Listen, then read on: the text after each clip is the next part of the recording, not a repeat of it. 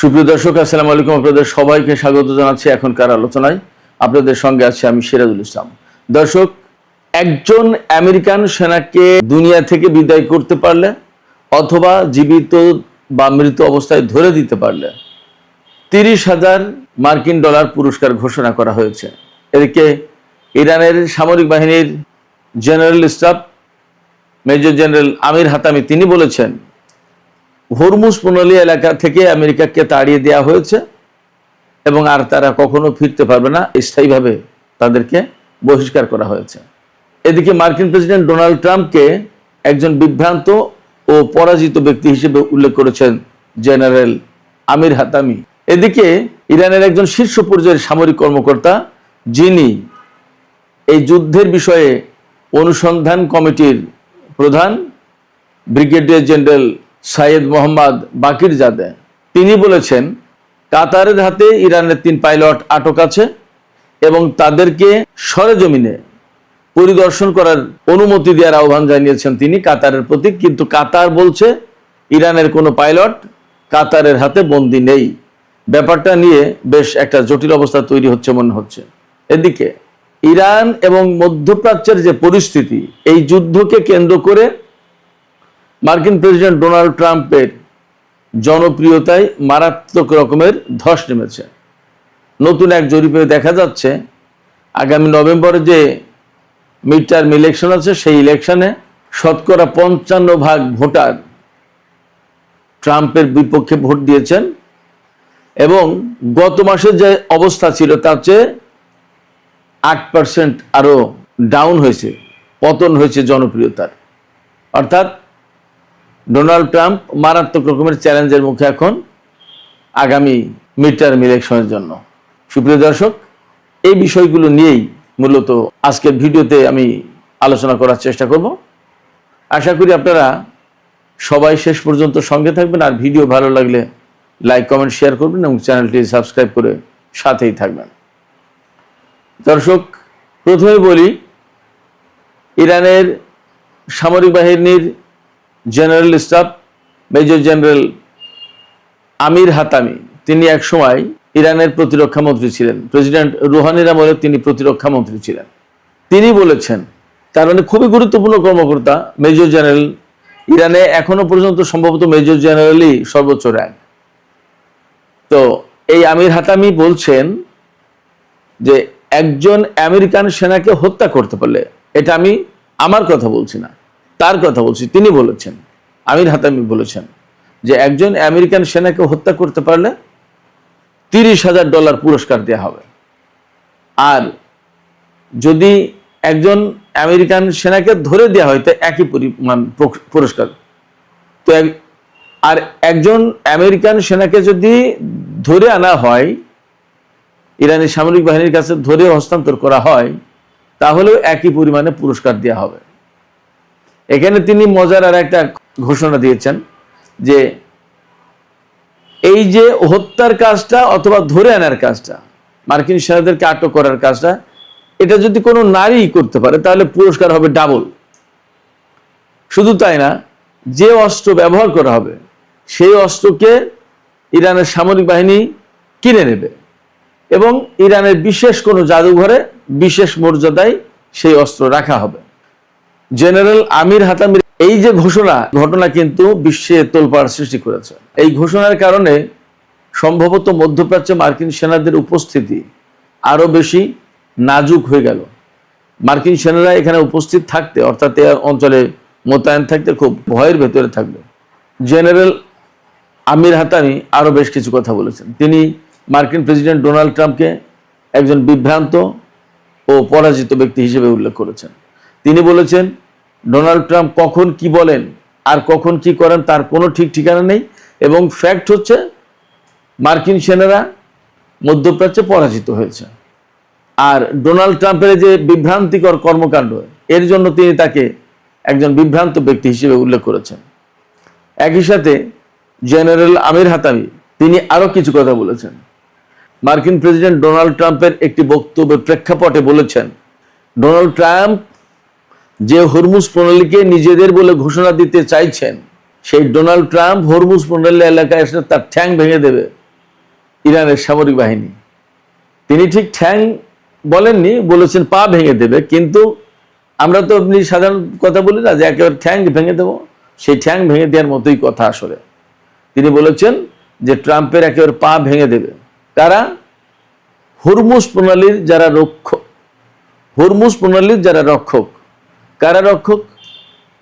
তিনি বলেছেন ইরানের সেনারা হরমুজ প্রণালীর রক্ষক এবং ইরানের সেনারাই ডোনাল্ড ট্রাম্পের পা ভেঙে দেবে।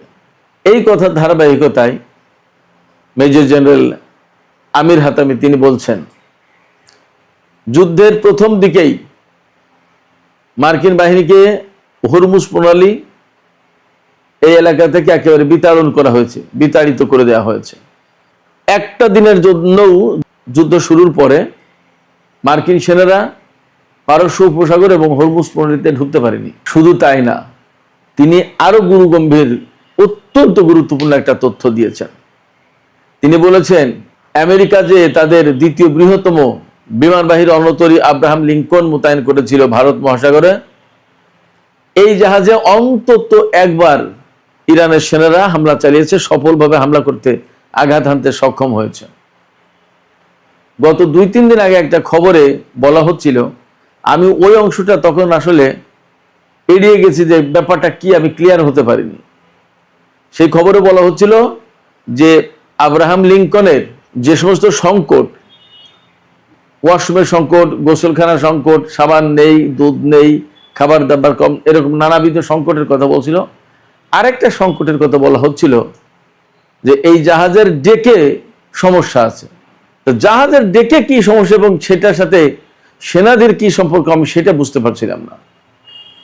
এখন বুঝলাম যে ওই যে ইরানের ক্ষেপণাস্ত্র আঘাত করেছিল সেই ডেক ভেঙে চলে গেছে। জাহাজের যে ডেক থেকে বিমানগুলো, যুদ্ধ বিমানগুলো উড়ে যে হামলা চালায়, সেই ডেক ক্ষতিগ্রস্ত হয়েছে এবং সেনারা স্বাভাবিক কার্যক্রম চালাতে পারছে না। এটাও তো আরেকটা বিষয়। এবং হুট করে যে সেই জাহাজ ঠিক করে ফেলবে তাও মনে হয় পারেনি। এবং আমরা তো পরবর্তীতে দেখেছি মার্কিন সেনারা ভারত মহাসাগরে এই রণতরী নিয়ে থাকলেও একটা পর্যায়ের আমেরিকার বিরুদ্ধে কিন্তু তারা হামলা চালাতে পারছিল না। অন্যান্য সংকটের সাথে এই জাহাজ থেকে বিমান হামলা চালানোর মতো পরিবেশও মনে হয় ছিল না, এটা বোঝা যাচ্ছে। আমির হাতামি সেই কথাই বলেছেন যে অন্তত একবার ইরান সফলভাবে এই আব্রাহাম লিঙ্কন বিমানবাহী রণতরীতে ক্ষেপণাস্ত্র দিয়ে আঘাত হানতে সক্ষম হয়েছে। ব্যাপারটা যদি তাই হয় তাহলে এটা ইরানের জন্য অনেক বড় ব্যাপার। আমেরিকার কোনো জাহাজই ইরানের ক্ষেপণাস্ত্রের আওতায় নিরাপদ নয়, এটা পরিষ্কার হয়। আমি আপনাদেরকে এই ফাঁকে আরেকটা তথ্য দিই। এই তথ্যটা গত 2-3 দিন ধরে ঘুরছে, আমি আসলে উল্লেখ করিনি, কিন্তু এই প্রসঙ্গক্রমে আমি উল্লেখ করছি। সেটা হচ্ছে ইরান গত 2-3 দিন ধরে একটা প্রদর্শনী করেছে একেবারে পাহাড়ের অভ্যন্তরে গভীরে বিশেষ একটা জায়গায়। তাতে দেখানো হয়েছে এই যুদ্ধের সময় ইরানের ক্ষেপণাস্ত্র এবং ইরানি সেনাদের হামলায় কিভাবে মার্কিন F-15, তারপরে হারকিউলিস বিমান বা আরো যে সমস্ত বিমান ভূপাতিত হয়েছে। এরপরে 170টা ড্রোন দেখিয়েছে। আমেরিকা এবং ইসরায়েলের ড্রোন ভূপাতিত করেছে ইরান। সেই সমস্ত ড্রোনের ভগ্নাংশ কোনোটা প্রায় অক্ষত, বিভিন্ন ড্রোন, বিভিন্ন বিমান, বিভিন্ন পর্যায়ে, কোনোটা ভাঙা চোরা পার্টসপত্র এগুলো দেখিয়েছে। তার মানে হচ্ছে ইরান আসলে আমেরিকার সামনে এই যুদ্ধে মূর্তিমান আতঙ্ক হয়ে দেখা দিয়েছিল। এবং ইরানের পক্ষ থেকে আমেরিকার বিরুদ্ধে যে সমস্ত অভিযান চালানো হচ্ছে এগুলো আশ্চর্যজনক অভিযান। এই সমস্ত অভিযানে আমেরিকা যে এইরকমভাবে নাকানি চুবানি খেয়ে যাবে হয়তো ইরান নিজেও এটা কল্পনা করতে পারেনি। এবং পরবর্তীতে ইরান কিন্তু এই অভিযানের মাত্রা বা তাদের প্রতিরোধের মাত্রা কিন্তু বাড়িয়ে দিয়েছে ধীরে ধীরে। তার মানে ইরান বুঝে গেছে আমেরিকার দুর্বলতাগুলো কোথায়। এই দুর্বলতাগুলো খুঁজে খুঁজে ইরান হিট করেছে। ইরানের সামরিক বাহিনী আজকে আমেরিকাকে একেবারে পরিপূর্ণভাবে পরাজিত করার অঙ্গীকার ব্যক্ত করেছে।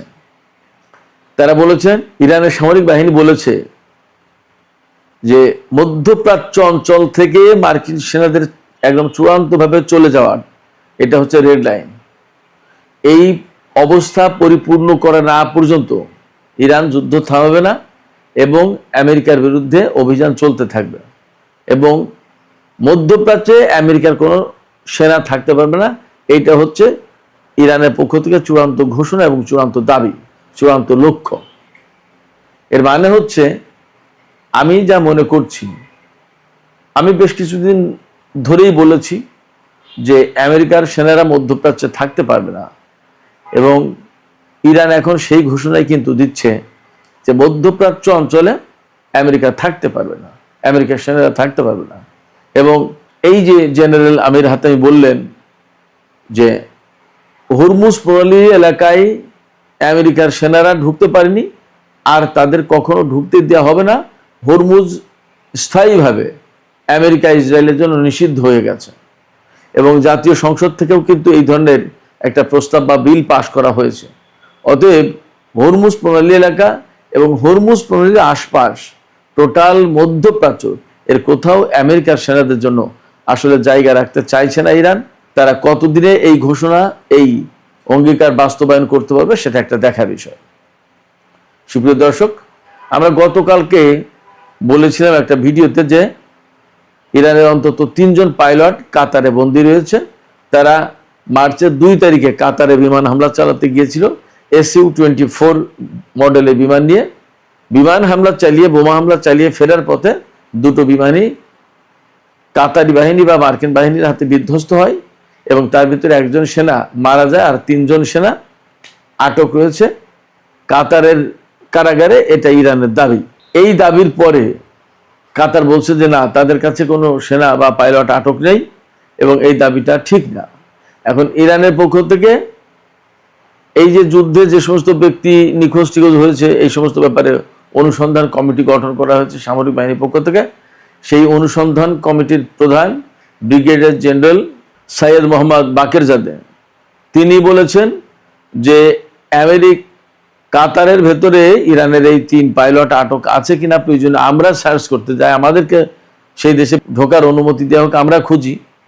তাতে মনে হচ্ছে ইরান এখানে মূলত কাতারকে দায়ী করছে না, এখানে হয়তো আমেরিকা আটকে রেখেছে কাতারকে, সে কথা বলতে দিচ্ছে না। এই জন্য ইরান বলছে যে আমরা আসি এবং আমরা অনুসন্ধানটা করি। এখন কাতার যদি এই ব্যাপারে কোনো সাড়া না দেয়, অর্থাৎ ইরানকে যদি তাদের পাইলট ফেরত না দেয় অথবা তাদের পাইলট অনুসন্ধানের জন্য যদি সুযোগ না দেয়, তাহলে ইরানের সাথে কাতারের সম্পর্কের কি পরিস্থিতি দাঁড়াতে পারে সেটা কিন্তু একটা প্রশ্ন সাপেক্ষ ব্যাপার। এমনি কাতারের সাথে ইরানের সম্পর্ক ভালো ছিল, ভালো আছে বলে মনে করা হয়, কিন্তু কাতার যদি পাইলটদের ব্যাপারে ইরানকে সহযোগিতা না করে তাহলে হয়তোবা সেই সম্পর্ক মারাত্মক রকমের খাদে পড়বে, খারাপ হয়ে যাবে।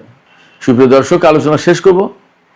একটা বিষয় তার আগে একটু জানাই, সেটা হচ্ছে মার্কিন প্রেসিডেন্ট ডোনাল্ড ট্রাম্পের পারফরমেন্স, তার জনপ্রিয়তা, এই সমস্ত ব্যাপারে একটা নতুন জরিপ চালানো হয়েছে। সেই জরিপে দেখা যাচ্ছে যে ডোনাল্ড ট্রাম্পকে আগে যে পরিমাণে মানুষ পছন্দ করতো তার চেয়ে অনেক অনেক কমে গেছে। আজকে নতুন জরিপে স্বতন্ত্র লোকজন 57% তারা ডোনাল্ড ট্রাম্পের পারফরমেন্সে খুশি না, তারা তাকে পছন্দ করে না এবং তারা মনে করে যে ডোনাল্ড ট্রাম্পের আমলে আমেরিকার অর্থনীতি, আমেরিকার পরিস্থিতি খারাপ হয়েছে। 55% ভোটার একই কথা বলেছে। রিপাবলিকান দলের 4 ভাগের 1 ভাগ মানুষ ডোনাল্ড ট্রাম্পকে পছন্দ করছে না, তার নিজের দল। আর 3 ভাগের 2 ভাগ মানুষ মনে করছে যে দেশের অর্থনীতি, দেশ ভুল পথে পরিচালিত করছে ডোনাল্ড ট্রাম্প। আগামী নভেম্বর মাসে যে মিড টার্ম ইলেকশন রয়েছে, সেই ইলেকশনে ভোটারদের 44% ডেমোক্র্যাটদের পক্ষে ভোট দিয়েছে এই জনমত জরিপ অনুযায়ী, আর 39% রিপাবলিকানদের ভোট দিতে আগ্রহী।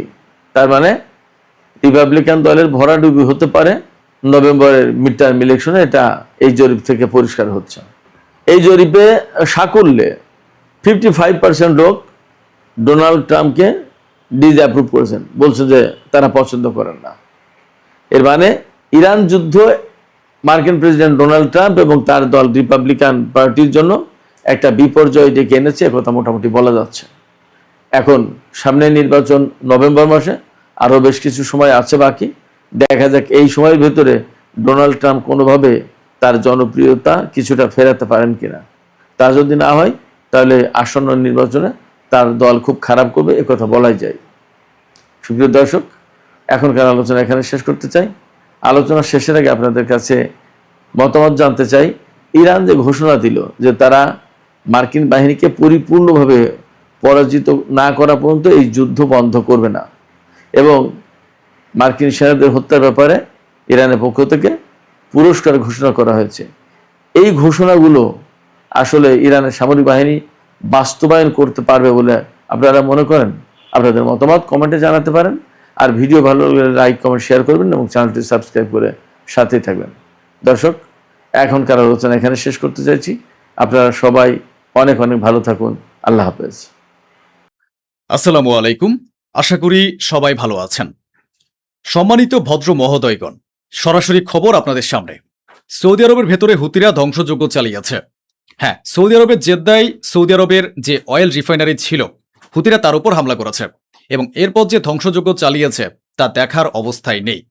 তবে আমি দেখাবো, দেখুন।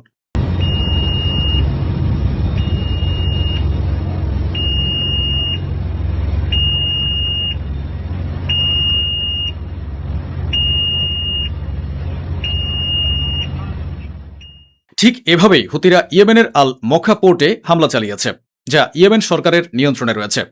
এটিও আমি দেখাবো, দেখুন।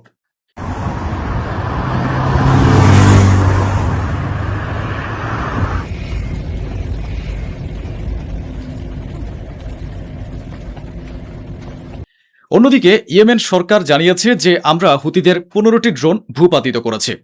আমেরিকা বারবার ইরানের উপর দোষ চাপাচ্ছিল যে ইরান হুতিদের অস্ত্র সরবরাহ করছে। ইরান স্পষ্টভাবে তা প্রত্যাখ্যান করে বলেছে যে এটি সম্পূর্ণ মিথ্যা, আমরা কাউকে কোনো অস্ত্র রপ্তানি করিনি। ওদিকে ইরান আমেরিকার নাকে আঘাত করেছে, আমেরিকার আরও একটি ড্রোন ভূপাতিত করেছে। অন্যদিকে ইউএই জানিয়েছে যে আমাদের 2টি ট্যাঙ্কারের উপর ইরান হামলা চালিয়েছে। এখন আমি ভাবছি যে ইউএই পরশুদিন অন্ধের মতো টাকা পাঠালো ইরানে, 2 টন সোনা পাঠালো, এরপরেও ইরান কেন আঘাত আনছে?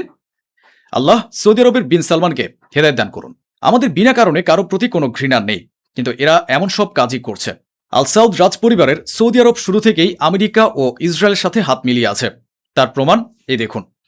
আমেরিকান সেন্টকম কমান্ডার অর্থাৎ মিডল ইস্ট বা মধ্যপ্রাচ্যের সামরিক বাহিনীর কমান্ডার বিন সালমানের সাথে সাক্ষাৎ করেছেন। আর এদের মধ্যে কিসের খিচুড়ি পাকছে? ইরানের কল্যাণের জন্য তো আর খিচুড়ি পাকছে না। তাহলে আপনারা বুঝতে পারছেন যে বিন সালমান কখনোই অন্য কোনো মুসলিম দেশকে শক্তিশালী দেখতে পারেন না, এবং আমেরিকা ইসরায়েলের সাথে চোখাচোখি করে তাদের বিরোধিতা করার মতো তার নিজেরই কোনো মুরত নেই। ধীরে ধীরে এরা নিজেরাই নিজেদের বয়ান বদলাবে। যেমন ডোনাল্ড ট্রাম্প এখন অনেক বিষয় নিয়েই চুপ হয়ে গেছেন। এই যে দেখুন, আমেরিকার একটি অফিসিয়াল টিভি চ্যানেলে বসে এক ব্যক্তি বিতর্ক করছিলেন। সাংবাদিক সরাসরি প্রশ্ন করলেন যে হরমুজ প্রণালীতে কি আপনাদের নিয়ন্ত্রণ রয়েছে? আপনি সরাসরি জবাব দিন। এতে আমেরিকার এই লোক কিছুটা ঘাবড়ে যান এবং তারপর বলেন, হ্যাঁ, অবশ্যই আমাদের দখল রয়েছে, তবে ইরান হরমুজ প্রণালীতে কিছু সমস্যা তৈরি করছে। আসলে ইরানের সাথে লড়াই করার মতো আমেরিকার তো কোনো সাহসী নেই। লড়াই করে তো সে দেখেই নিয়েছে, নিজেদের ক্ষমতা তার ভালোভাবেই জানা হয়ে গেছে। ইনি হলেন আমেরিকার অর্থমন্ত্রী। মনোযোগ দিয়ে দেখুন, আমেরিকায় এই অর্থমন্ত্রী এখন অনলাইন খেলছেন। এখন তিনি বলছেন যে আগামী সময়ে আমরা ইরানের উপর আরও চাপ সৃষ্টি করতে চলেছি, ইরানের উপর আরও চাপ বাড়াবো। আগামী সময়ে ইরান পুরোপুরি কোণঠাসা হয়ে যাবে এবং দুনিয়া দেখবে যে ইতিহাসে ইরানের উপর সবচেয়ে বেশি অর্থনৈতিক চাপ আমরাই সৃষ্টি করেছি। ওদিকে আমেরিকাতে ডোনাল্ড ট্রাম্পের বিরোধিতা কেন হচ্ছে? এর কারণ তার জঘন্য ও নিম্নমানের আচরণ। যেমন এই দেখুন দৃশ্য। একটি সাক্ষাৎকারের সময় ডোনাল্ড ট্রাম্পকে একটি নারী সাংবাদিক প্রশ্ন করলেন যে দীর্ঘদিন ধরে মোতায়েন থাকা সেনা সদস্যদের পরিবারের লোকজন তো বেশ পেরেশানে রয়েছেন। তখন তিনি পৈশাচিক ও নির্লজ্জের মতো তাৎক্ষণিকভাবে জবাব দিলেন যে তারা মোটেও পেরেশান নন। এরপর ট্রাম্প আরও চটজলদি কথা বাড়িয়ে বলে দিলেন যে তাদের তো বেশি সময় হয়নি। প্রায় 9-10 মাস ধরে সমুদ্রে একটি জাহাজ নিজেদের সেনা সদস্যদের নিয়ে নিয়োজিত রয়েছে। 9 মাস ধরে আমেরিকার সেনারা সমুদ্রের উপর একটি জাহাজের ভেতরে অবরুদ্ধ হয়ে আছে, আর ওই গোলাপি শুকুরটা বলছে না, ওরা বেশ ভালো আছে। ওদিকে ইরানের সংসদের ভেতরে সিদ্ধান্ত হয়ে গেছে। সিদ্ধান্ত এই হয়েছে যে হ্যাঁ, আমরা শত্রু জাহাজগুলোকে হরমুজ প্রণালী দিয়ে যাতায়াত করতে দেব না। ইরান আমেরিকার সম্মান ধুলোয় মিশিয়ে দিচ্ছে, আমেরিকার সম্মান খুব ভালোভাবে লুট করছে। এই দেখুন, তার সমস্ত সম্মান ধুলোয় মিশিয়ে দিচ্ছে। এখন ইরান তার সরকারি রিপোর্টারদের ও টিভি চ্যানেলগুলোকে সেই সব জায়গায় পাঠিয়ে দিয়েছে যেখানে আমেরিকার ফাইটার জেটের ধ্বংসাবশেষ পড়ে আছে, যেখানে আমেরিকার ড্রোনের অস্ত্রের বিভিন্ন রকম অংশ বিশেষ ও জাহাজের ধ্বংসাবশেষ পড়ে আছে। সেখানে কমান্ডারদের ইন্টারভিউ নেওয়া হচ্ছে, আমেরিকার করুণ দশা ও তার ক্ষেপণাস্ত্রের টুকরোগুলো দেখানো হচ্ছে। আমেরিকার যা কিছু পোড়া অবশিষ্ট রয়েছে সেই ছাইয়ের উপর প্রস্রাব করছে ইরান। রাশিয়ার অধিকারীরাও খোলাখুলিভাবে ইরানের পক্ষ নিচ্ছেন। এই যে এই টুইটটি দেখে নিন। আমেরিকার যে উপরাষ্ট্রপতি জেডি ভ্যান্স তিনি বলেছেন যে আমাদের উদ্দেশ্য হলো ইরানের পারমাণবিক অস্ত্র অর্জন করতে না দেওয়া এবং হরমুজ প্রণালীকে মুক্ত রাখা। এখন রাশিয়ার অধিকারীরা সেই কথাটি পুনরায় শেয়ার করে বলেছেন যে এটি কিভাবে সম্ভব। আপনারা ইরানের উপর হামলা করে এবং ইরানের সাথে যুদ্ধ করে ইরানের স্বাধীনতা কেড়ে নিচ্ছেন এবং এরপর তাদের এলাকায় হরমুজ প্রণালী বন্ধ হয়ে যাচ্ছে, অথচ আপনারা চান যে হরমুজ যেন আবার খুলে যায়। আপনারা জবরদস্তি ইরানের সাথে যুদ্ধ করছেন এবং পরে চাইছেন যে এই যুদ্ধের কারণে আপনাদের যে ক্ষতি হয়েছে তা যেন মানুষ জানতেও না পারে। এটা হতে পারে না। ওদিকে ডোনাল্ড ট্রাম্প আরও এক ধাপ নিচে নেমেছেন। ডোনাল্ড ট্রাম্প বলেছেন আমরা ইরানের উপর বড় হামলা চালাবো, অর্থনৈতিকভাবে বড় হামলা চালাবো, তবে আমরা নিষেধাজ্ঞাও আরোপ করব, ব্যান করব, ইরানের ব্যাংকগুলোকে নিষিদ্ধ করব। আসলে এর বাইরে তোমরা তো আর কিছুই করতে পারছো না। এটি ইরানের কেশম দ্বীপের দৃশ্য। তেলটা দেখুন, এই যে কালো কালো অংশ দেখতে পাচ্ছেন এটা তেল ছুঁয়ে পড়ছে। আমেরিকার যে ট্যাঙ্কারগুলোর উপর হামলা করেছে সেই ট্যাঙ্কারগুলো তেল বের হয়ে ইরানের সমুদ্র এলাকার সমুদ্রের পানিতে মিশে আছে। ইরান আমেরিকার কাছে ঠিক এরই ক্ষতিপূরণ চাইছে। আমেরিকা জেনে শুনেই এই নোংরা খেলা খেলছে। ডোনাল্ড ট্রাম্পের যখন যেমন মন চায় তেমন বিবৃতি দেন, এভাবেই উপর নিচ করতে করতে তার শেয়ার বাজার ওঠানামা করে এবং তার ফায়দা হাসিল হয়ে যায়। তিনি নিজেই জুয়া খেলছেন।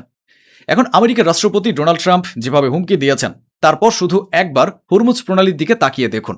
পরিস্থিতি তো পুরো উল্টোটাই হয়ে গেছে। হরমুজ প্রণালীতে আগে থেকে ট্রাফিকের পরিমাণ কম ছিল, কিন্তু এখন ট্রাফিক আরও কমে গেছে। ইরানের হরমুজ দিয়ে চলাচলকারীদের সংখ্যা আরও হ্রাস পেয়েছে। শেষ পর্যন্ত যা বলা হয়েছিল সেটাই হয়েছে। আমেরিকা ইউএই থেকে তাদের ফাইটার জেট এবং ট্যাঙ্কারগুলো সরিয়ে নিয়েছিল। আমি আগেই বলেছি আমরা এর পরেও আমেরিকার উপর ভরসা করব না। বর্তমানে এই স্যাটেলাইট ইমেজটি এখনকার ইউএই এর ভেতরে আমেরিকা তাদের ঘাঁটিতে পুনরায় ফাইটার জেট ও ট্যাঙ্কার মোতায়েন করে দিয়েছে। আমেরিকার পেন্টাগন, বোয়িং এবং আরটিএক্স। বোয়িং হলো সেই কোম্পানি যা প্যাসেঞ্জার বিমান বা যাত্রীবাহী বিমান তৈরি করে, আর আরটিএক্স ও ঠিক একই ধরনের একটি কোম্পানি। আমেরিকা এই দুটো কোম্পানির সাথে চুক্তি করেছে যে আপনারা আমাদের জন্য ক্ষেপণাস্ত্র, প্রতিহতকারী ইন্টারসেপ্টর ও অস্ত্রশস্ত্র তৈরি করবেন। আজকের তারিখে এসে এটি পরিষ্কার হয়ে গেছে যে কথাটি সত্যি। আমেরিকার অস্ত্রশস্ত্র ফুরিয়ে গেছে এবং ডোনাল্ড ট্রাম্পের মাথায় আগুন জ্বলে উঠেছে। হাত পা ছুড়তে ছুড়তে ট্রাম্প ক্লান্ত হয়ে পড়েছে। রিপোর্ট বলছে যে এখন ওই গোলাপি শুকরটি কেবল এই অপেক্ষায় আছে যাতে ইরানের অর্থনীতি নিজে থেকে ধসে পড়ে। ইসরায়েলের বেন গুরিয়ন আন্তর্জাতিক বিমানবন্দরের একসময় আমেরিকার 7টি ট্যাঙ্কার ও যুদ্ধ বিমান দাঁড়িয়েছিল, কিন্তু আজকের দিনে সেগুলো সবকটি সেখান থেকে সরিয়ে নেওয়া হয়েছে। বর্তমানে সেখানে আমেরিকার মাত্র 15 থেকে 20টি ট্যাঙ্কার মোতায়েন রয়েছে। বাকি সব ট্যাঙ্কারই আমেরিকার সেখান থেকে সরিয়ে নিয়েছে। অন্যদিকে ইরান নিশ্চিত করেছে যে আমরা আমাদের দেশের ভেতরে বেশ কয়েকজন গাদ্দার এবং অনেক সন্ত্রাসী যারা বিপজ্জনক কার্যকলাপের পরিস্থিতি তৈরি করেছিল তাদের গ্রেফতার করেছে। ইরান আমেরিকা ও তাদের সহযোগীদের একদম উলঙ্গ করে দিয়েছে। ওদের বিশেষ কিছু হাসিল হয়নি, সব ফাঁকা। ওদের কোনো বিবেকও নেই আর সামর্থ্যও নেই। এই দেখুন, এটাই ওদের আসল বুরত। ইলন মাস্কের সম্পর্কে আমি শুরু থেকে বলে আসছি যে এই জারজ লোকটা বড় একটা সুবিধাবাদী। সে ইসরায়েলের ড্রোনের ভেতরে স্টারলিংকের ডিভাইস লাগিয়ে দিয়েছে এবং ইরানের সাংবাদিক ও কমান্ডার সেই সমস্ত ফুটেজ ও বিষয়গুলো সামনে এনেছেন। তাই আপনারা বুঝতে পারছেন যে ইলন মাস্ক কোনো ভালো ও সৎ মানুষ নন। এই শুকরের পালের সর্দার হলো সে। সামনের খবরটি শুনুন।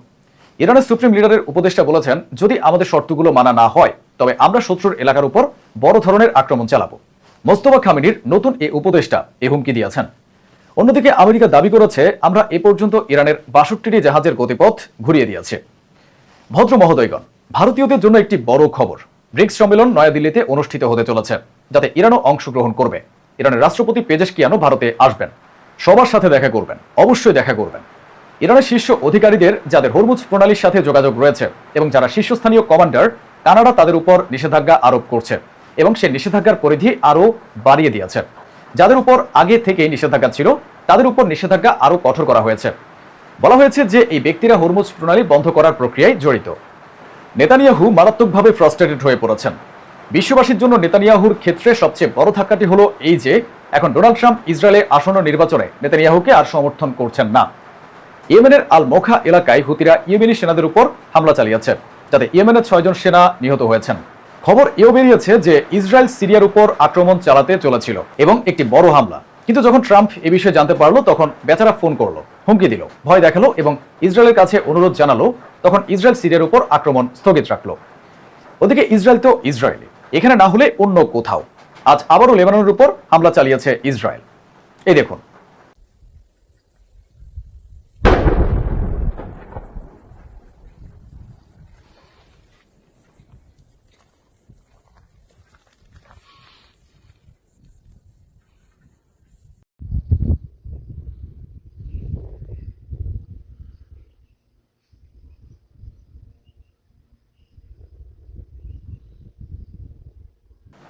আজও ইসরায়েল ফিলিস্তিনি ও গাজার সাধারণ মানুষকে চিকিৎসার জন্য বাইরে যেতে দিচ্ছে না। এমন 1700 জন আহত ফিলিস্তিনি চিকিৎসা বঞ্চিত হয়ে তিল তিল করে ছটফট করতে করতে শহীদ হয়ে গেছেন। ইসরায়েলের অর্থমন্ত্রী ডোনাল্ড ট্রাম্পের মুখে এক প্রকার প্রস্রাব করে দিয়ে বলেছেন, যাই হয়ে যাক না কেন আমরা গাজা, সিরিয়া ও লেবানন থেকে এক চুলো নড়ব না, যাই হোক না কেন আমরা ওখানেই থাকবো। এখন মনোযোগ দিয়ে শুনে নিন, আমেরিকা ও ইসরায়েলের মধ্যে আরো একটি বিষয় নিয়ে উত্তেজনা সৃষ্টি হয়েছে। ফিলিস্তিনের পশ্চিম তীরে একটি পরিবার ছিল, সেখানে 15 জন সদস্য ছিলেন, যার মধ্যে 2টি ছোট্ট বাচ্চাও ছিল। সেখানে যে ইহুদি সেটলার বা দখলদাররা রয়েছে, একবার সিসিটিভি ফুটেজটি দেখুন। তারা ওই পরিবারটি জমিতে গিয়ে তাদের চারপাশ থেকে ঘিরে ধরে। ইহুদিরা ওই আশপাশে তাঁবু গেটে থাকতো এবং 24 ঘন্টা ধরে তাদের নানাভাবে উত্ত্যক্ত করত, পাথর ছুড়ত, ছাদের বা প্রাচীরের যে ঘেরাও তৈরি হয়েছিল তা ভেঙে ফেলত। দিনের পর দিন তারা এইভাবে ওই পরিবারকে জ্বালাতন করতে থাকে, যাতে সেই ফিলিস্তিনি পরিবারটি নিজেদের জমি ছেড়ে পালিয়ে যায়, কিন্তু তারা সেখান থেকে জানবে। পরে যখন এই বিষয়টি ব্যাপকভাবে হাইলাইট হয় এবং তদন্ত শুরু হয়, তখন জানা যায় যে সেই ফিলিস্তিনি পরিবারটি আসলে মার্কিন পাসপোর্টধারী ফিলিস্তিনি ছিলেন, যাদের আমেরিকারও নাগরিকত্ব ছিল এবং ফিলিস্তিনেরও নাগরিকত্ব ছিল। এখন আমেরিকা যখন বিষয়টি জানতে পারলো, তখন তো আপনারা জানেনই যে আমেরিকা নিজের নাগরিকদের প্রতি ভীষণ অনুগত। তাই আমেরিকা এর তীব্র নিন্দা জানালো যে এটা অত্যন্ত অন্যায় হচ্ছে, এটা ভুল, এটা বরদাস্ত করা হবে না। এরপর ইসরায়েলে নিযুক্ত আমেরিকার রাষ্ট্রদূত বা এনভয়ও তেলে বেগুনে জ্বলে উঠলেন। তিনি বললেন যে ভাই, এই আমেরিকানরা তো আমাদেরই মানুষ, আর তোমাদের এই যে ইসরায়েল দখলদাররা যা করছো সেগুলো তো সন্ত্রাসী কর্মকাণ্ড, এখানে চরম নোংরা কাণ্ড ঘটে গেছে, খুব বেশি বাড়াবাড়ি হয়ে গেছে, হটো এখান থেকে। এখন যখন বিষয়টি এই পর্যায়ে গেল, তখন ইসরায়েলি সরকার নিজের সেনাবাহিনী পাঠালো এবং সেখান থেকে তাদের সেটলারদের সরিয়ে দিল। এরপর ডোনাল্ড ট্রাম্পের সরকার নেতানিয়াহুর উপর চাপ সৃষ্টি করতে লাগলো যে এই জঘন্য কাণ্ডের জন্য ক্ষমা চাও। কিন্তু নেতানিয়াহু তো নেতানিয়াহুই, বিষয়টি এখানেই আটকে রয়েছে যে নেতানিয়াহু আনুষ্ঠানিকভাবে এই ঘটনার জন্য ক্ষমা চাচ্ছেন না। এমনকি এরপর যখন রিপোর্টার ও অ্যাক্টিভিস্টরা ওই ফিলিস্তিনি আমেরিকানদের বাড়িতে পৌঁছানোর চেষ্টা করলেন, তখন চারপাশ থেকে সেনাবাহিনী তাদের ঘিরে ফেলল। ইহুদি সেনা ও ইসরায়েলি সেনারা অ্যাক্টিভিস্ট ও সাংবাদিকদের তাদের বাড়ির কাছাকাছি পর্যন্ত